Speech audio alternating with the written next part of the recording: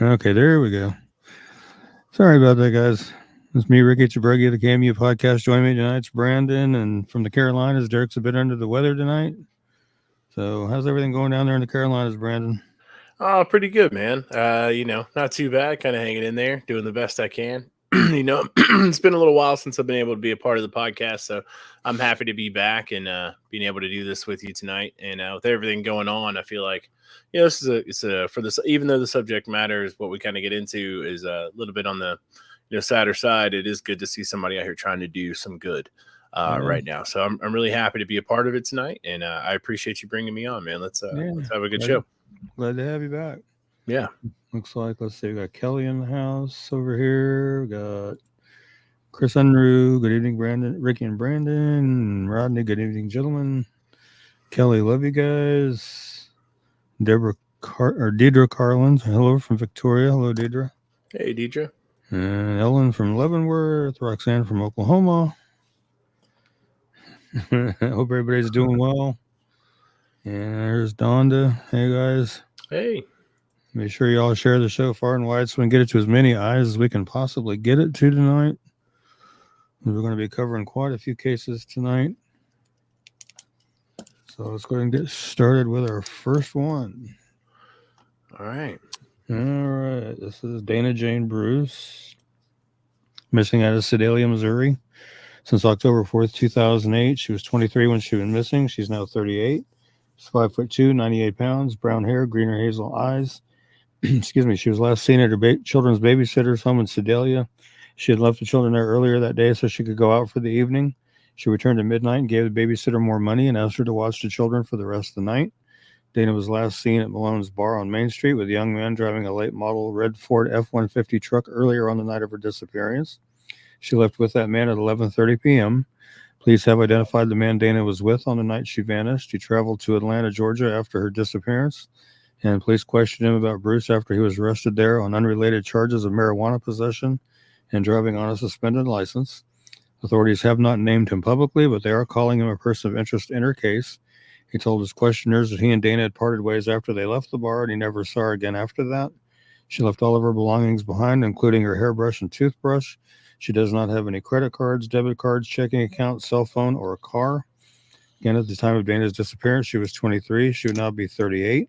She's 5'2", weighs 98 pounds. She has brown hair that was colored brown at the roots, black at the ends with red highlights, and green or hazel eyes. She was last known to be wearing a black shirt with the words Rebel and silver lettering on the front and blue jeans. Dana has a tattoo of a teddy bear with wings and the name Dylan on her upper left arm. She is blind in her left eye. She has a 2-inch scar along her lower spine and a staple scar on her right shoulder. Her ears are pierced one time each. If you have any information regarding Dana's disappearance or you know her whereabouts, please call the Sedalia, Missouri Police Department at 660-827-7823 or 660-826-8100 or the Missouri State Highway Patrol at 573-526-6178 or their toll-free number 866-362-6422. And see if we can't get Dana located and back to where she needs to be. Kind of a troubling case. Hopefully we can get Yeah, that one's been going on for a while. Yeah. And it's been a while since I've been a part of the show, but we had our staples that we would always go through, the people we would cover all the time. And Dana, she pops up in my mind every now and again. I'll just be sitting there working, I'm like, dang, man, I wonder if there's any update with her. It's like I need to talk to Ricky, but hopefully we can find something for her soon. Ellen says thank you. To happen. Aunt. Oh, you're very welcome. Yeah, that's Dana's aunt. All right, and who we have up next? All right, here we got Kenny Reichek. Old Kenny. There you go, Kenny. Yeah, missing from here in Salina, Kansas. It's November 4th of 2019. It was 69 when he was missing. He'll now be 73. He's 5'9", 175 pounds, gray hair, blue eyes. Sometimes uses the last name Brown. He does suffer from diminished mental health capabilities and is on disability. He has not tried to access any of his money since he was last seen. He may have family in northwest Kansas, possibly around Colby. And he was last seen at the Gospel Mission in Salina. He left there and has not been seen or heard from since. He does not have a cell phone, a vehicle, or any ID. His mode of transportation was a bicycle that he would ride around and pick up scrap metal and sell it over at Salina Iron and Metal, now known as All Metal Recycling, for some extra pocket money. Again, at the time of his disappearance, Kenny was 69 years old. He's now 73. He's 5'9", weighs about 175 pounds, has gray hair and blue eyes. If you have any information regarding Kenny's disappearance, you know of his whereabouts, please call the Salina, Kansas Police Department at 785-826-7210, or you can call Crime Stoppers at 785-825-8477, or text SA Tips to Crimes, which is 274-637, or visit pd.salina.org and follow the Crime Stoppers link to submit a tip, or call the KBI at 785-296-4017 and see if we can't help figure out where Kenny's at and make sure he's all right. You know, there's me and Derek have always had the question, you as well, is has anybody looked into the money trail for him yet? Right. Because of the fact that he wasn't necessarily getting his checks for himself, right? Somebody else was receiving his checks for him and then distributing money to him. Right. That's always seemed fishy to me. I'm not downing the police department, not doubting them at all. You know, it's just I just wonder if there's more information there that maybe we could try and find out. Yeah, we can hope. I mean, yeah, he had 2 payees, was my understanding. One since has passed away. My understanding was they were not real good about making sure he had pocket money with him when he was out and about. That's why he was picking up scrap metal and selling it. So I don't know. Yeah. All right. Yeah. Okay. Our buddy Alex. It's another one we've covered for a long time. Yeah. He's been missing from Ulysses, Kansas since December 1st, 2020. He was 35 when he went missing. He's now 38. He's 5'11", weighs 235 pounds, has black hair that he shaved nearly bald, and brown eyes. He called a family member on the telephone December 1st, said he'd be coming over to do some laundry. He never arrived at the family member's home in Ulysses, and he's not been heard from or seen by family or friends since then. Alexander had been staying with family and friends prior to his disappearance. It's believed that Alexander may still be in the local Ulysses area, or he may be in the Garden City or surrounding areas. At the time of his disappearance, Alex was 35. He's now 38, 5'11", weighs 235 pounds, has black hair that he shaves nearly bald, and brown eyes. He has a tattoo of a bumblebee on his face underneath his left eye. He has Perez tattooed on one of his arms. He has a tattoo of a cross on a chain across his chest. If you have any information regarding Alexander's disappearance or you know of his whereabouts, please call the Grant County, Kansas Sheriff's Office at 620-356-3500, or the Ulysses, Kansas Police Department at 620-356-4600, or KBI at 785-296-4017, and see if we can't get some information generated on Alex and where he may be. And I know we've updated everybody before, and I will go ahead and do it again. I got to find, there it is, that there was an arrest made in Alexander's case. It was on January 12, 2021. Grant County Sheriff's Office requested the KBI assistance after foul play was suspected in Alex's disappearance. They believe that Alex was killed on or around December 6, 2020. On Wednesday, December 27th, around 1:45, Oscar Corrales, 44, of Garden City, was arrested on a warrant for second-degree murder connected to the death of A.J. Perez. He was also arrested for racketeering, possession of meth with intent to distribute, possession of drug paraphernalia, and theft. The additional charges were based on investigation by the Garden City Police Department and the Finney County Sheriff's Office. Corrales was arrested at the Finney County Jail, where he was being held on unrelated charges. As always, all suspects are presumed innocent until proven guilty in a court of law. And the Finney County Attorney's Office is expected to prosecute the case, and the investigation is still ongoing. So, well, I'm happy to know that they made an arrest in the case, but you know, like you said, I think we were talking off air. It's still need to find him. You know, get that that final closure. Right. Definitely. So, if anybody has information, please call that in and see if we can't get some more information for this case. All right. And let's see, here's Amber, I hope I say this right, Byerly. She says, "Hey there, thank you so much for posting my daughter's information. She's been found. Her name is Colby Byerly, which I have her on my list here to update as located safe after the show. I've got 4 of them I have to update to located safe after the show. So It's great. busy Glad to night. know. Yeah, It's good to know, man. It's always good to hear that, people get found. yeah, definitely, and safe as Yes, yeah. opposed to Located safe. Yeah, we have yeah, another reel that's the other way, and that's not ever what we want to find. But, yeah. I recently updated 2 to located deceased that were found in Sumner County, and tragic deal. And I've been having to monitor comments on those because they're getting kind of crazy and stuff. So.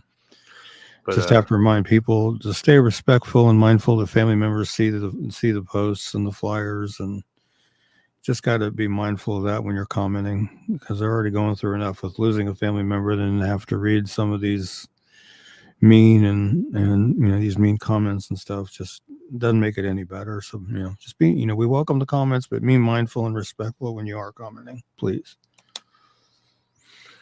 All right, let's move along here. All right, this is another one here from here in town. And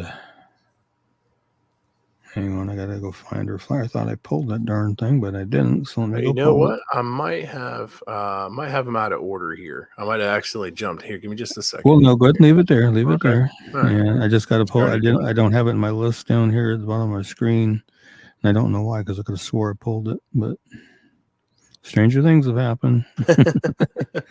So let me grab it real quick here. Here we go. Doggone it. Pulling it up right now. Okay.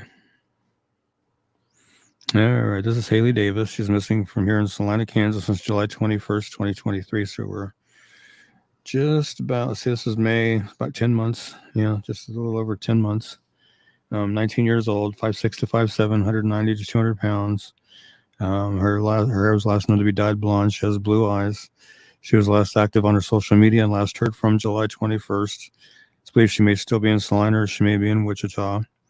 And she's 19. She's 5'6" to 5'7", weighs between 190 to 200 pounds. Her hair was last known to be dyed bleach blonde, and she has blue eyes. If you have any information regarding Haley's disappearance, or you know of her whereabouts, please call the Salina, Kansas Police Department at 785-826-7210. Call Crime Stoppers at 785-825-8477. Or text SA Tips to Crimes, which is 274-637. Or you can visit pd.salina.org and follow the Crime Stoppers link to submit a tip. Or call KBI at 785-296-4017. And see if we can't get some information generated in Haley's case to get her found and back home to her family, because I know her family's really wanting to get her back home. For sure. And then right here is Travis Graham. That is Haley Davis's brother.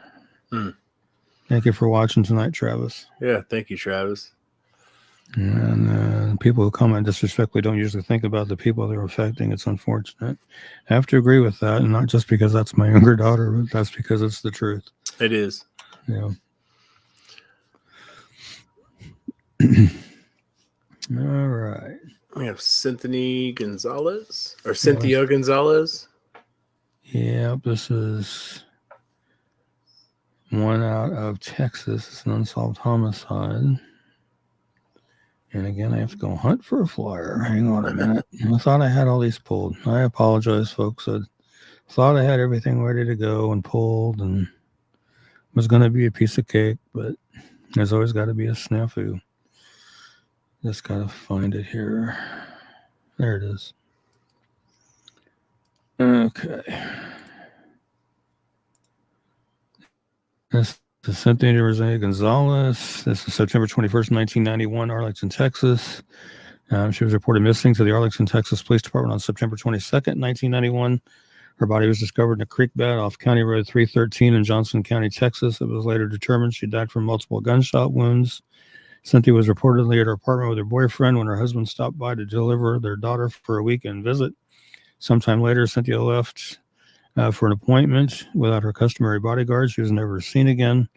Serial killer Kenneth McDuff, 1946 to 1998, was looked at in connection with Cynthia's death Jim Ford, longtime Arlington police officer and renowned homicide investigator, had looked at McDuff in connection with Cynthia's case for going on 18 years. He was never able to make a match or a mismatch. McDuff was believed to have abducted a victim from a car wash in Austin, Texas. Cynthia's car, a two-seat Pontiac Fiero, was parked at a car wash in Arlington the day she disappeared. There were similarities in the Austin case and Cynthia's case. He kidnapped, sexually assaulted, and killed his victim at a car wash in Austin. He dumped the bodies of several of his victims in rural areas. He killed several victims by shooting them. Investigators could not place McDuff in the Arlington area and could not determine whether he was on the streets at that time, but could not find him as being incarcerated at that time either. Other persons of interest have come up and been cleared as well. McDuff has since been ruled out by DNA testing. If you have any information regarding Cynthia's death, please contact Sergeant Blake Ritchie at 817-459-5772. If you wish to remain anonymous and possibly receive a reward of up to $1,250, please call Tarrant County, Texas Crime Stoppers at 817-469-8477 and see if we can get some information generated on her case as well. I'm told that her case is currently under review again, so they are looking for information. So if anybody has any information at all, please call that in. See if we can't help them with that. All right. And Heather Berry says, that was my best friend. And my daughter says, I'm sorry for your loss. And Heather says, thank you. All right. Well, hopefully they can get, by opening it back up again, get some more information found, maybe, with new technology. Hopefully they'll be able to pull something from something. You never know. So, right. Wishing you guys the best there. Definitely. Oh, we already did her. Yep. Moving on. And this is one that I just did yesterday, last night. And it's on an email that I had gotten a hold of that was talking about that they put a governor's reward on this case. It's Jason Backen and Leanda Pound, October 2022, Mound Valley, Kansas, which is in Labette County, or Mound Valley, Kansas in Labette County. Jason Backen, 39, and Leanda Pound, 43, were found by a friend on October 3rd, 2022, shot and killed in their home at 693 16,000 Road in Mound Valley. Investigators believe the murders may have occurred up to a month prior to their discovery. That's all they've really released. If you have any information regarding Jason and Leanda's deaths, no matter how small the detail might seem, please call the KBI at 1-800-572-7463 or the Labette County, Kansas Sheriff's Office at 620-795-2565. Anonymous tips can also be submitted online at www.kbi.ks.gov/SAR. And as I mentioned, Governor Laura Kelly has issued an executive order offering a $5,000 reward to anyone who provides information to investigators that leads to the arrest or conviction of the person or persons responsible for the murders of Jason Backen and Leanda Pound. So there again, if you have any information, please call it in.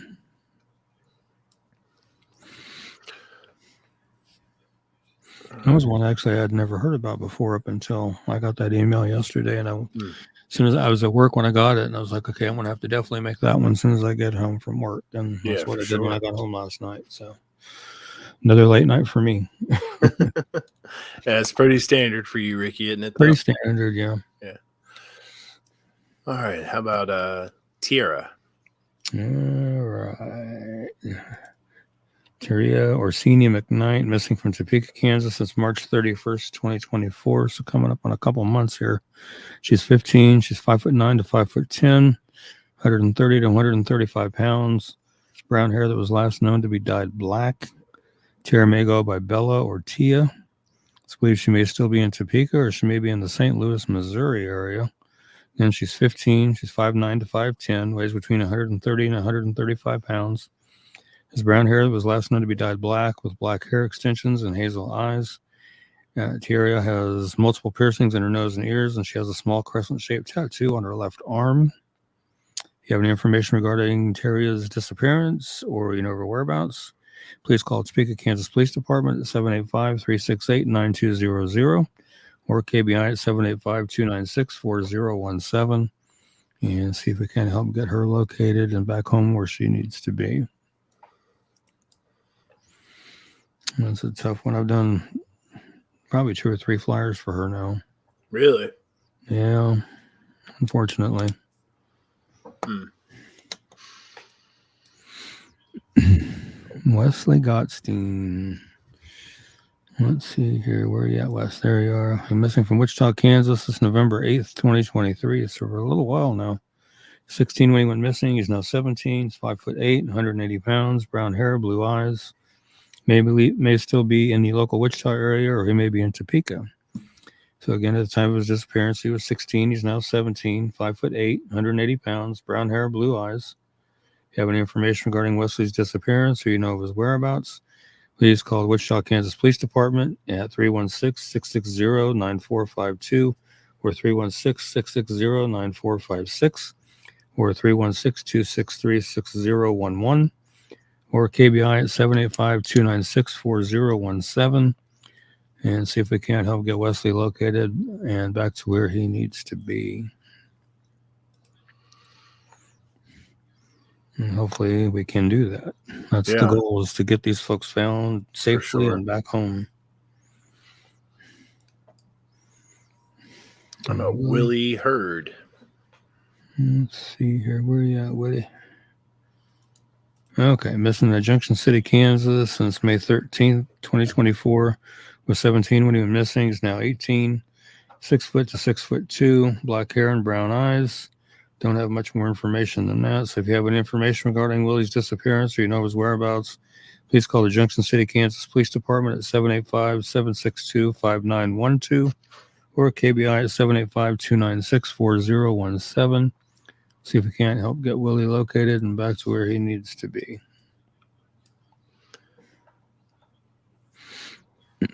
All right, let's see here.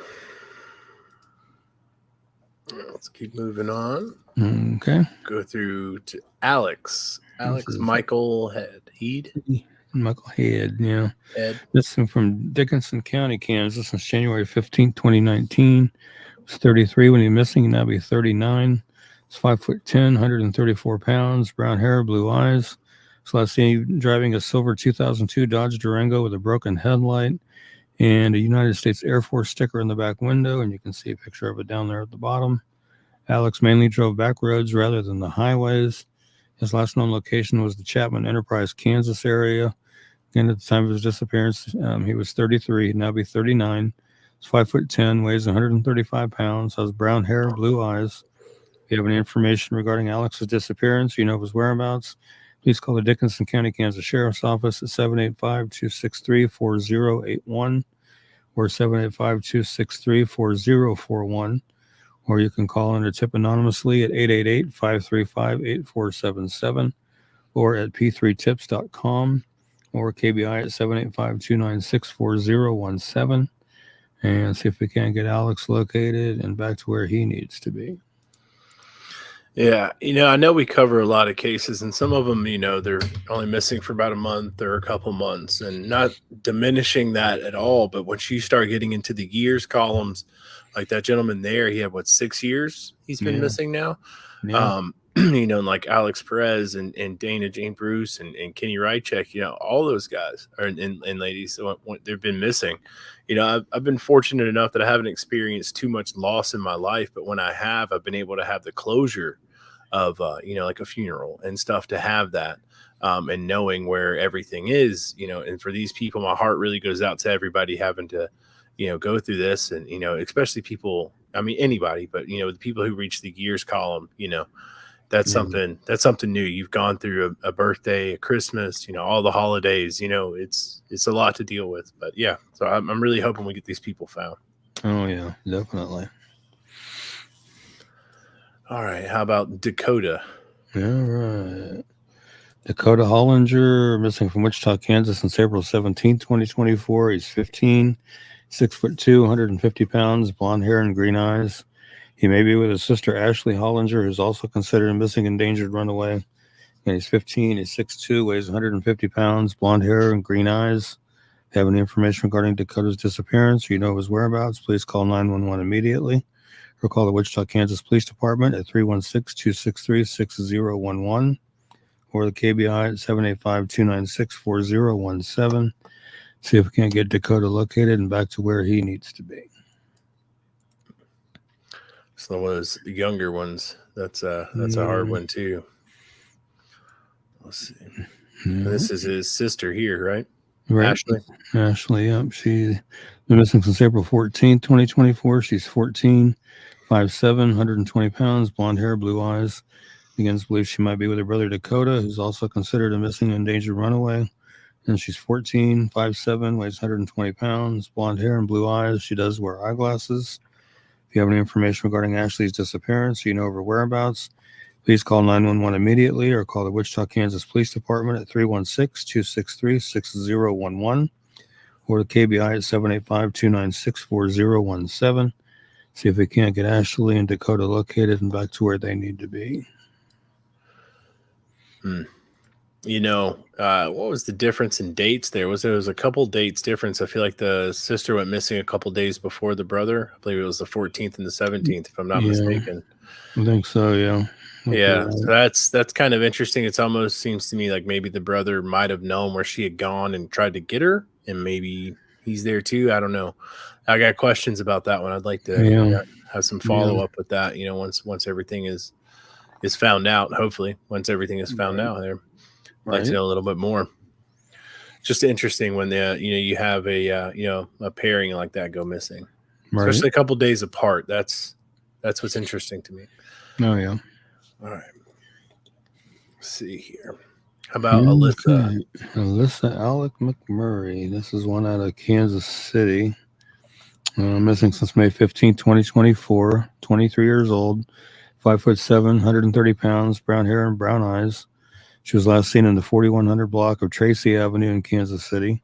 She was last known to be driving a silver 2012 Buick sedan with Missouri license plate VD3W1N. Her family is worried about her safety and well-being. Again, she's 23. She's 5'7", weighs 130 pounds, has brown hair and brown eyes. She does wear eyeglasses, and she was last seen wearing a maroon jumpsuit. If you have any information regarding Alyssa's disappearance, or you know her whereabouts, please call 911 immediately or call the Kansas City, Missouri Police Department Missing Persons Unit at 816-234-5043 or 816-234-5111.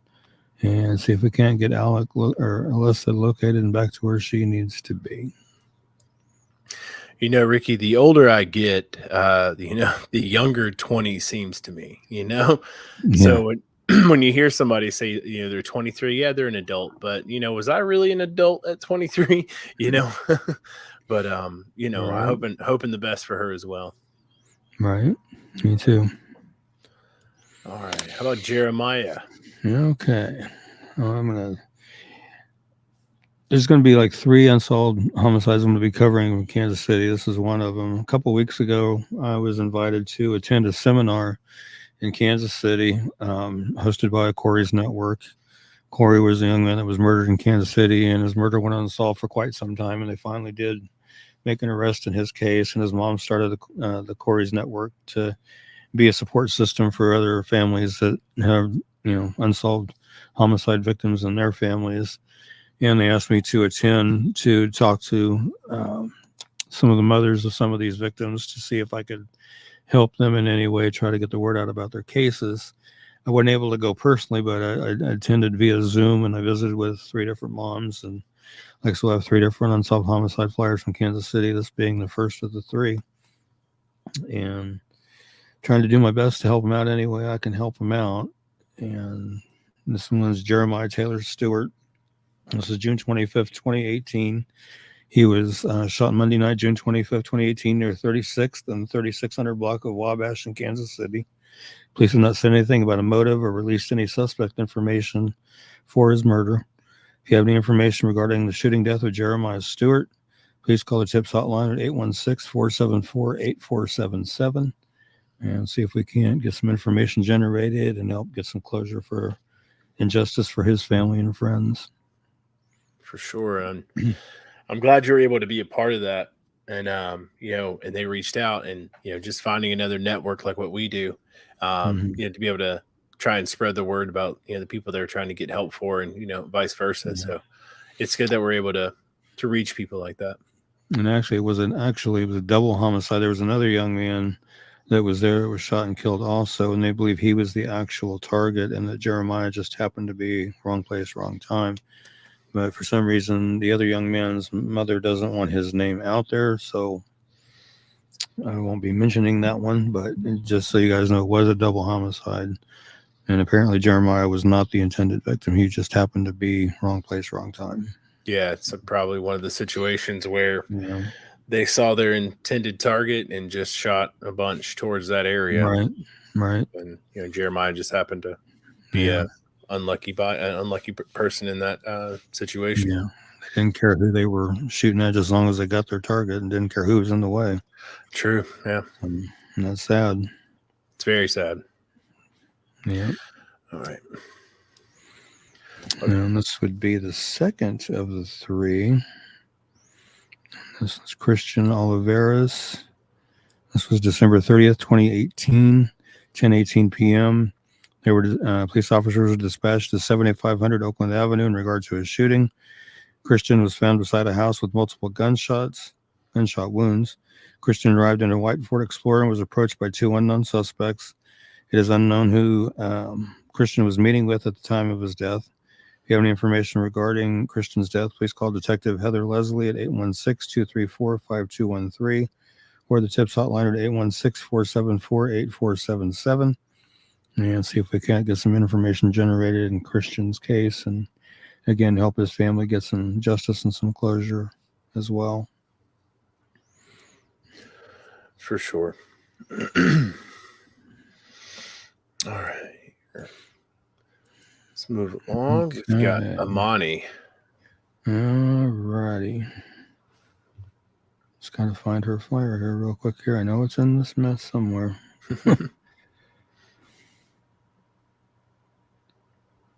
Or it's not. Let me go pull it up real fast. Give me just two shakes here. Let me double check though. I might be just overlooking. Nope, there she is. Never mind. Okay, Amani Rojas, and I'm not sure on how to pronounce that last name. Buhach?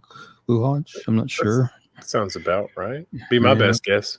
Yeah, missing from Lawrence, Kansas since May 16th of this year. She's 17, 5'2", 110 to 115 pounds, dark brown hair and brown eyes. Don't have much more information than that. So if you have any information regarding Amani's disappearance, you know her whereabouts, please call the Lawrence, Kansas Police Department at 785-832-7509 or the KBI at 785-296-4017. See if we can't get Amani located and back to where she needs to be. And hopefully we can. Hopefully. That's the goal. I'd like to not have to do a show. You know what I mean? Right. That'd be nice. But unfortunately we still gotta go. Yep. All right. Let's see. This is one that was private message to me and asked me if I would do, and I was, you know me, don't say no. Yeah, that's it's a good point to make out too. Like if anybody's listening that has anybody or knows anybody who's experiencing this and is looking for help, Ricky is there. You can feel free to message him. He'll reach out to you. Whatever details you want to share is what we'll share. And see if we can't help you. And this one's Arabella Desiree Roy, missing from Middlesboro, Kentucky since November 9th, 2023. She's 18. She's 5'3", 120 pounds, brown hair, blue eyes. She went missing after getting off the school bus in Middlesboro. My understanding was on her 18th birthday. She's also considered endangered. She has a history of medical conditions requiring medications that she left home without. And she's 18. She's 5'3", 120 pounds. She has brown hair and blue eyes. She could be wearing eyeglasses or contacts. Arabella has a C-shaped scar on her left shoulder blade. If you have any information regarding Arabella's disappearance or you know her whereabouts, please call the Bell County, Kentucky Sheriff's Department at 606-337-3102. The Bell County Dispatch is 606-337-6174, or the Kentucky State Police, Post 10, 606-573-3131, and see if we can get Arabella located and back to where she needs to be. Yeah. On your birthday, that's... Yeah, on her 18th birthday. Tough one. Yeah. It makes me suspicious too, A lot of Yeah. with like internet messaging and those type of people out there. They're like, oh, you turn 18 on this day, you're not happy. I don't know her home situation. I'm making a Right. lot of assumptions, Right. but you never know. Just be careful who you're talking to, Right. and always ask questions with your kids. Yeah. Always ask questions. And that's why I always say, a lot of times law enforcement, they look at it as like, oh, they're just a runaway. Well, even still, you need to look at it. Did they run away on their own accord? Were they talking to somebody, like you said, online they shouldn't have been talking to? Right. Even if they think they're a runaway, they still need to look for them hard. I don't. The more we've done this show, the more I've kind of not liked the term runaway. Yeah, me either. How often does it happen that somebody's just mad at their parents and just runs away? Right. There's always something happening. Right. So I prefer the term missing because that's how they should be treated, as a missing person, not a runaway. Runaway seems like you left on your own accord. Missing means I don't know what's happened. We need Right. to find out. Right. I feel Exactly. like that term needs to be changed. I think runaway is outdated. Kids probably used to run away. It just doesn't happen like that Right. anymore. I don't Right. feel like it's like that. But Right. that's, my opinion. Unfortunately, I have to use the term on the flyers because it was a law Yeah. enforcement Well, yeah, request. So, absolutely. Absolutely. if I could, I wouldn't. Initially I didn't until they requested, because it's especially Wichita. Wichita was saying that, oh, our phones are getting blown up by people asking them why there's so many missing. Why there's so many missing. So it was requested that I use the word runaway on the flyer. And But we will. yeah, It's just my personal opinion. right. It just seems like it's an outdated term. But I always felt like they should, and even if they think they're runaway, work the case backwards from worst case scenario to the runaway scenario. Should information come out stating they just ran away, yeah. but even still, did they run away because they wanted to, or were they talking to somebody online that was grooming them to run away? Right. Yeah. You don't ever know anymore. You really don't. You You really so, don't. All right. Let's see here. How about Kayla? okay. This one's kind of interesting too. She's missing from Wichita, Kansas since April 16th, 2024. She's 38, 5'9", 100 pounds, reddish brown hair that was last known to be dyed blue, and hazel eyes. She may use the last names Haley, Venata, or Nowak. She may also go by just K. Again, she's 38, 5'9", weighs 180 pounds. She has reddish brown hair that was last known to be dyed blue, and hazel eyes. She does have a lot of freckles all throughout her body. She has multiple tattoos, including tattoos on both arms, tattoos on her chest, tattoos on her lower back, tattoos on her legs, a Denver Broncos tattoo, a Winnie the Pooh tattoo, and some flowers and some skulls. So if you have any information regarding Kayla's disappearance or you know her whereabouts, please call the Wichita, Kansas Police Department at 316-268-4181 or 316-268-4111 or 316-263-6011 or KBI at 785-296-4017. And see if we can help get Kayla located and back to where she needs to be. All right. Coming down to our last one here, Ricky. Okay. All right. Let's talk about Mr. Matthew. And this is actually the third of the three that I was talking about, the unsolved homicides in Kansas City. So this is Mr. Gatson here. I just got to figure. Oh, it's up here at the top. Matthew Gatson. This was December 11th, 2022. Matthew Gatson Jr. was 20, was shot and killed in a car in broad daylight while he and his fiancee were driving down the road in Kansas City. His fiancee, Rain Spriggs, was driving the car that day and was also shot. The couple was driving back after going to the gun range and then running errands for the holiday. Spriggs says a gray-colored SUV that Gatson had previously told her to watch out for pulled up next to them and started shooting. Spriggs believed Gatson knew someone was after him, but she didn't know who that was. Law enforcement has the vehicle in custody for processing. If you have any information regarding Matthew's death, please call the Kansas City, Missouri Police Department at 816-234-5111 or the TIPS hotline at 816-474-8477. See if we can help get some information generated in Matthew's case. And again, get some justice and closure for his family as well. So now there's some families hurting there in Kansas City, and we're going to try to do our best to help them out. Yeah, for sure. It's a tragic situation. And Look at a couple of comments here. Marlene says usually runaways that are mad at their parents, they usually get over being mad and go home. Which that's I true. always did. Oh, I remember when I was a kid, I always threatened to run away. Whenever I would technically run away, I would run like 2 blocks and be gone for 30 minutes and be like, okay, I'm over it, and come home. Mm-hmm. Yep. Good evening, Ronnie. And then here's another one up here. Did you get the flyer that I sent you about the girl in the hospital down south? Yeah, I did get that. I just have not had a chance to really look at it or do anything with it yet, but I will. And Ronnie T, first time catching the podcast. Glad you bring awareness. Well, thank you for joining us tonight, Ronnie. And we do our best. We really try. We got it going out to several different locations on the web all at one time. Try to get as many people to view it as possible. And again, ask everybody to share the show out and get it out to as many eyes and ears as we can get it out to. Because the more we can get it out there, the more people that will hopefully hear and do the right thing, hopefully. Absolutely. Yeah. And also, on that note, also, please, continue to share the flyers on the page as much as you can. I was thinking about it earlier today. There's like getting close to 87,000 followers on Kansas Missing. And if every one of them followers would just share the flyer one time, that's almost 87,000 shares. That'd get to a lot of eyes, to a lot of people. For sure. So, let's get them shares built up and get that flyers out there so people can see them and know these things are going on. Yeah, any and all help is appreciated, believe me. Yeah, I mean, it's a simple thing to do. I mean, even if you're just scrolling through Facebook and a flyer just happens to come across, just click share real quick. That's all it takes. Just 2 seconds. Just click that share button and you can keep going on about it. You never know, that share might reach a friend of a friend of a friend and find somebody. So that's really what we try and go to. Yeah. And Ronnie T says you did a flyer from my son from Corey's Network. Yeah, that would have been Jeremiah's flyer we covered earlier. Yeah.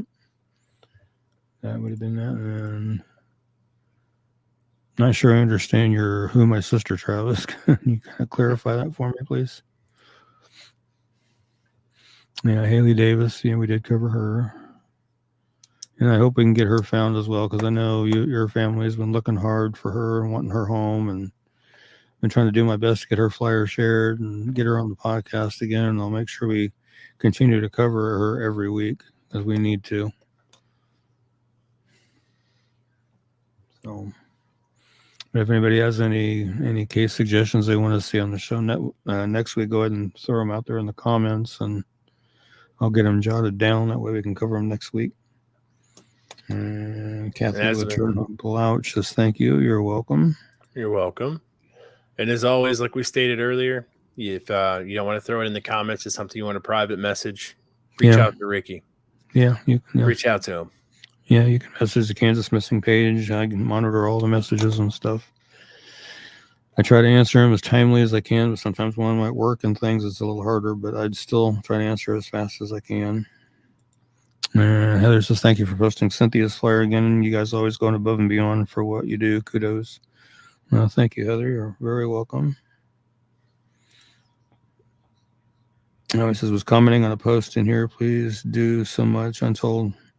I can imagine. I wish we knew more information that we could add to her flyer in her case. Yeah.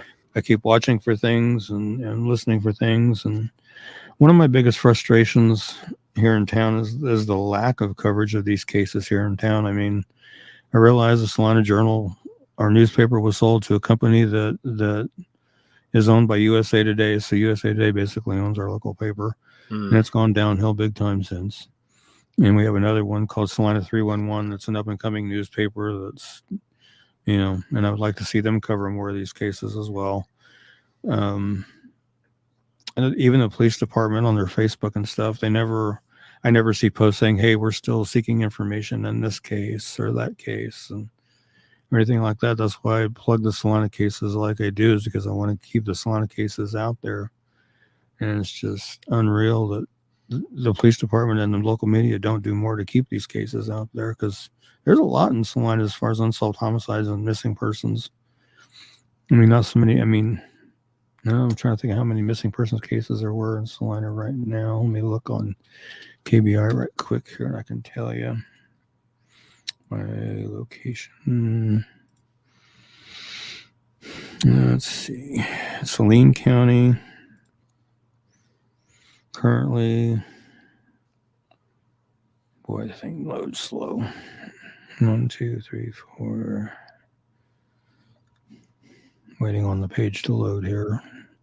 While we wait for that to load, just chime in with Travis here. He says it's unreal. You never think it would happen to your own family. Right. It's true. Yeah. You never Right. do.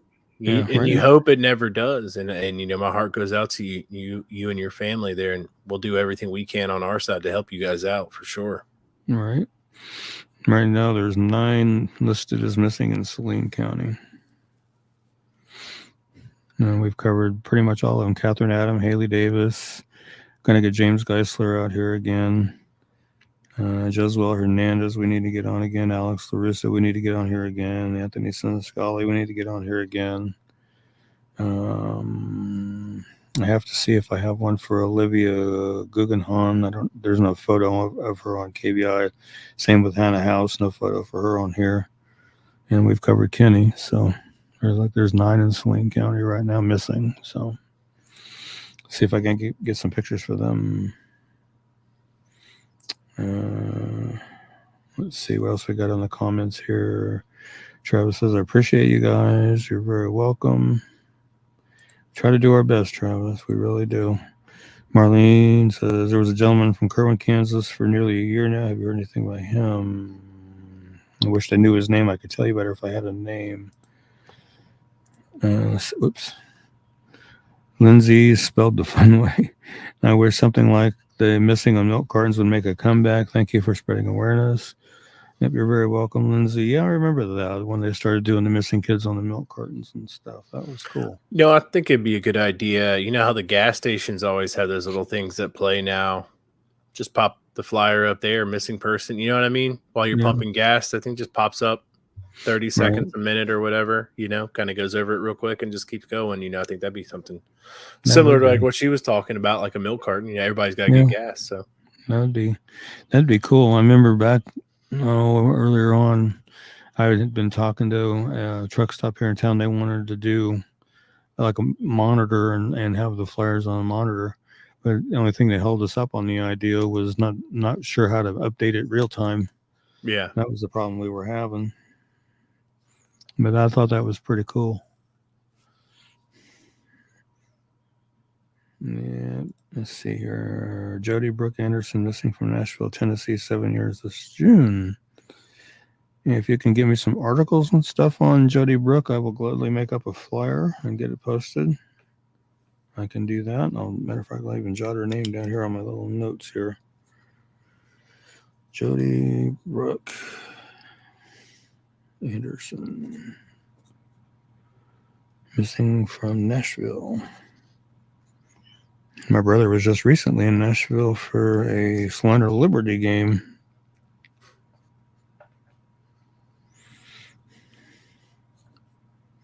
Okay. And speaking of my brother, there he is. he just shows up. All right. See what I can do for Jody Brooke Anderson for 7 years. So basically been missing since in June. It'll be 7 years, about 2017 roughly. Yeah. Like that too. Thank you for letting me know about that one. Like I said, I do what I can do. And I don't say no to anybody, even if it's from a different state. Any updates on the Randy Leach case? Man, I can't talk.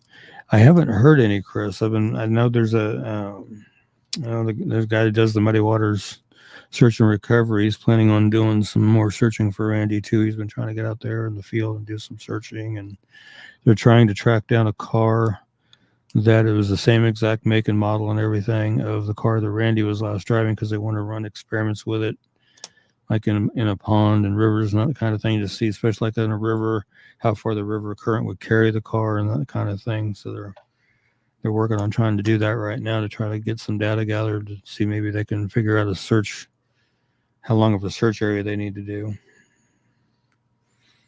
So I'm trying to keep up with that and seeing what they can come up with there. Yeah, like I said, it's been a little bit since I've been here. Glad to hear Muddy Waters is still doing his thing. Oh yeah, Dennis is still Good. doing his stuff. I will get the name. Oh, Marlene is saying I will get the name for the guy from Kerwin, Kansas for next week. Thank you, Marlene. I appreciate that.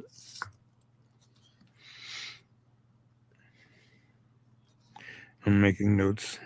Yeah, go for it, brother. That's what we're here to do now. It's that portion of the show. You know what I mean? Yeah.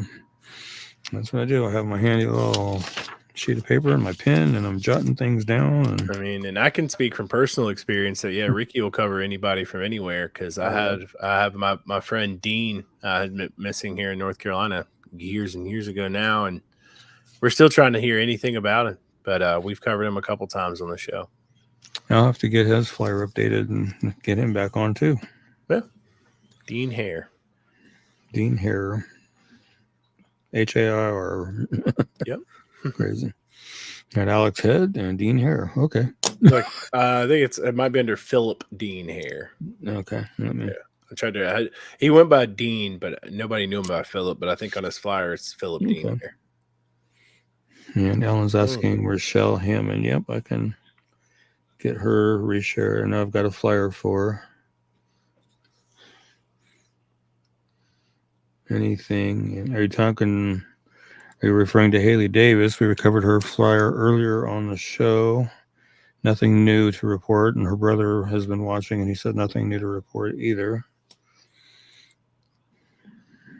Fathom AI will take notes for you on these videos. I'll have to jot that down, Irene. Thank you. Thank you. I know AI is a good thing to use. I use it, but I didn't realize they could use it that way. Huh, cool. Take my own little notes here, Ricky. All right. These are production notes. Cool. I didn't even think about that. Yeah. Probably a better idea than just jotting them down like I'm doing, because sometimes my papers get misplaced because of my daughter.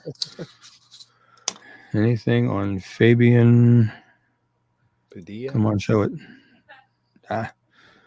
On Fabian Padilla. I'll have to check on that one.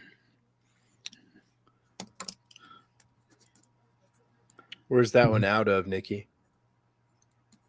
I'd imagine right there, but Okay, so you're Travis's younger brother then. Okay. Cool. Yep, we did cover Haley earlier on the show tonight. Wichita. Okay. Yeah. And you're very welcome. Yeah.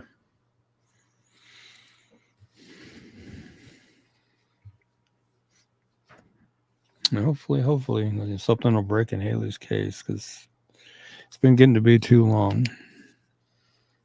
Yeah. I mean, any amount of time that you don't know where a loved one is or how they're doing is too long. You know what I mean? It's too long, you know. Again, like I say, I'd really like to see Salina PD and media here in town really get back on these local cases and not let them be forgotten. I think I'm about the only one that's plugging them. So I think you are. We did a lot of research, like about a couple of years ago on everything, trying to find anybody who's doing anything similar. And there's a lot of Facebook pages, but there's not a lot of people doing something like this where they're actually physically bringing them out and talking about them in a personal manner, like, weekly, like you do here. Yeah.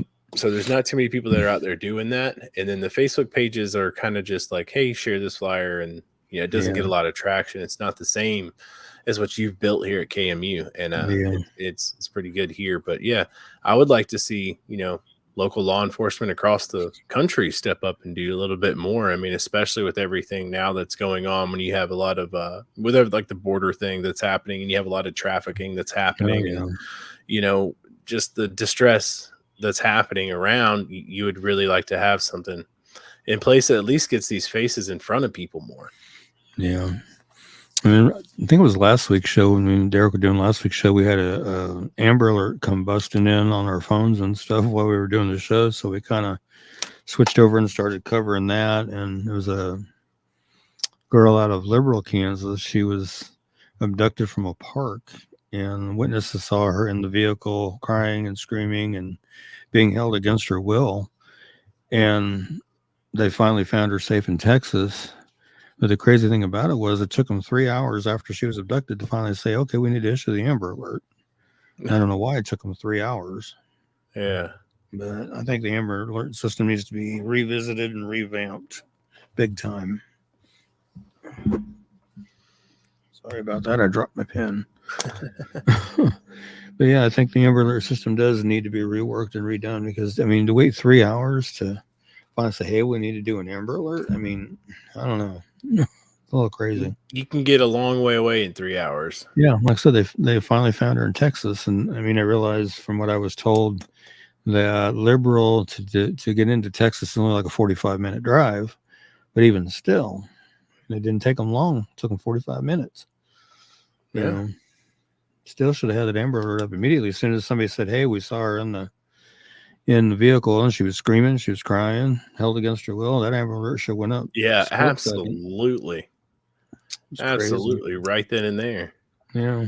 I don't know why the hesitation, but I'm glad she was found safe. And I'm hoping now that she's back home with her family and stuff. I haven't heard any more about that. So, yeah. And Heather's saying, could it turned out to be a lot worse in 3 hours? Yeah, it could have turned out to be a lot worse. And sadly, they're having situations where it had been worse. But I don't know. It's just, we got to change something. I don't know what, but we got to change it.